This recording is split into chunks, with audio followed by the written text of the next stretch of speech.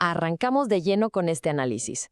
Hoy vamos a desempacar un debate verdaderamente extraordinario que junta la filosofía política del siglo XIX con la realidad hiperacelerada y a veces un poco aterradora de la inteligencia artificial del año 2026. Imaginemos por un momento un escenario donde las advertencias teóricas del pasado cobran vida y detonan un choque inminente entre instituciones milenarias, la clase trabajadora y los gigantes tecnológicos de hoy. Bueno, pues de eso va el recorrido de hoy. Y para no perdernos en todo este caos de ideas, la agenda marca 6 paradas rapidísimas. Primero, Marx, religión e inteligencia artificial. Segundo, el nuevo monopolio moral. Tercero, la aceleración histórica y generacional. Cuarto, el declive democrático. Quinto, las próximas fronteras tecnológicas. Y cerramos con la obsolescencia laboral y geopolítica.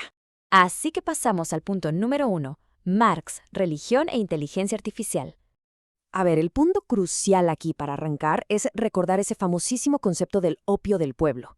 Ya sabemos que Karl Marx argumentaba que las instituciones religiosas tradicionales operaban básicamente como un anestésico social. O sea, en lugar de resolver la pobreza material o la desigualdad de raíz, ofrecían un consuelo sobre una vida mejor en el más allá. Y claro, desde esta perspectiva materialista, era la herramienta perfecta para distraer a las masas y mantener el status quo sin cuestionar a quienes realmente controlaban la riqueza. Entonces, siguiendo esa misma línea teórica, las fuentes sugieren que si Marx viera la inteligencia artificial el día de hoy, definitivamente no la vería como magia. La identificaría de inmediato como la máquina capitalista definitiva. Bajo esta lupa, la IA es la mayor fuerza de producción imaginable. Acelera la automatización a niveles loquísimos. Sustituye la mano de obra en un parpadeo y, como resultado, concentra la riqueza en los dueños de los servidores y algoritmos. Profundiza la alienación, separando todavía más a las personas del producto de su trabajo. Vamos a la sección 2, el nuevo monopolio moral. Esto nos lleva a un escenario geopolítico proyectado en el texto que suena de película, pero plantea cosas súper reales. El material nos sitúa en el 25 de mayo de 2026, momento en el que hipotéticamente el Vaticano le declara la guerra oficial a Silicon Valley. Mediante una encíclica llamada Magnifica Humanitas, el Papa León XIV exige desarmar por completo la inteligencia artificial. Aquí ya no se pelea contra herejías tradicionales, sino contra lo que el texto denomina un tecnofascismo.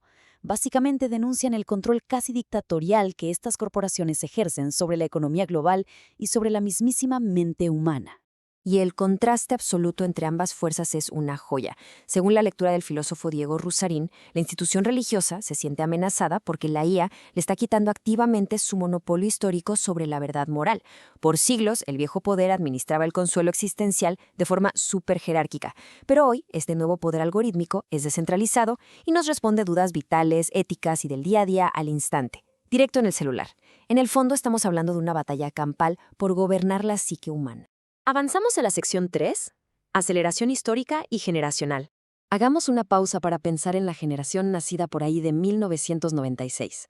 Han tenido que procesar una densidad de eventos históricos literal sin precedentes. Desde el colapso del 2001 con las Torres Gemelas, pasando por sismos y fracturas sistémicas en 2017, luego una pandemia que congeló al mundo en 2020 y ahora, de golpe, un mundo multipolar guiado por inteligencia artificial en 2026. El análisis lo describe tal cual como vivir dentro de una simulación acelerada, donde las reglas cambian cada 5 años y nos dejan con una fatiga colectiva brutal. Lo cual nos arrastra a la sección 4, el declive democrático. Resulta que la democracia tradicional fue diseñada para un mundo analógico, que se movía a otro ritmo. Hoy, el texto nos dice que lucha por sobrevivir ante 3 fuerzas masivas. Primero, la manipulación algorítmica que hackea y polariza directamente a los votantes.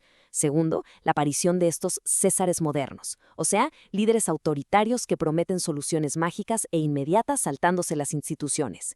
Y tercero, las megacorporaciones tecnológicas que ya tienen más peso que muchos estados. A todo este sistema, las fuentes lo catalogan como una psicocracia, un modelo donde gobernar significa predecir y modificar el comportamiento psicológico de las masas. Llegamos a la sección 5, las próximas fronteras tecnológicas. Al revisar las predicciones a corto plazo, el panorama es un reto enorme. Por un lado, tenemos la pelea por recursos clave, como el litio o los chips, desatando nuevas guerras frías geopolíticas. Simultáneamente, están las monedas digitales de los bancos centrales que, según el texto, amenazan con eliminar el efectivo y rastrear absolutamente todo. Luego están las interfaces cerebro-computadora, apuntando hacia una brecha biológica enorme entre humanos mejorados y los que no.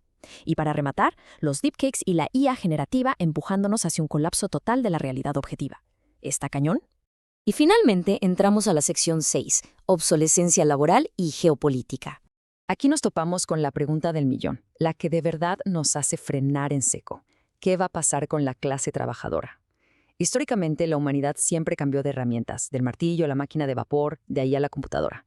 Pero las fuentes recalcan que esto es totalmente distinto.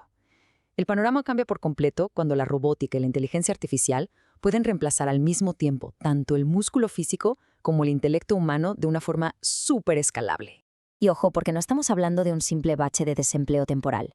El diálogo plantea una obsolescencia civil y económica a escala masiva. Millones de personas podrían quedar fuera de este nuevo ecosistema productivo, conformando una especie de nueva subclase digital marginada. Las fuentes abren un debate durísimo sobre si cosas como el ingreso básico universal van a ser suficientes, no solo para pagar las cuentas, sino para darle un sentido de propósito a la gente y evitar un colapso del contrato social. Y toda esta presión material lleva al explainer a plantear un escenario geopolítico hipotético bastante extremo. Ante la urgencia de mantener la supremacía tecnológica y controlar cosas como el litio, se explora la posibilidad de que colapsen las soberanías nacionales. El texto proyecta la idea de gobiernos títeres en países clave como México, cuyo único fin sería asegurar cadenas de suministro para potencias extranjeras, dejándonos con fronteras militarizadas y un ambiente de pleno neocolonialismo cyberpunk. Para ir cerrando, hay una frase del material original que resume todo este análisis a la perfección. Estamos viviendo la época más densa, acelerada y cabrona de la historia humana. Y vaya que sí. Es un choque frontal e innegable entre el mundo analógico y un futuro que sencillamente no está pidiendo permiso para reescribir absolutamente todas las reglas del juego. Lo cual nos deja con una reflexión súper crítica para despedirnos. En un mundo donde la moral la dictan los algoritmos de manera descentralizada, donde las corporaciones rebasan por la derecha a los estados y donde el trabajo humano pierde su valor histórico frente a la máquina perfecta, ¿quién va a tener la última palabra sobre el futuro de la libertad humana? Es una pregunta provocadora que todos deberíamos llevarnos de tarea mientras navegamos esta transición. ¡Qué excelente recorrido! Nos escuchamos en el próximo análisis.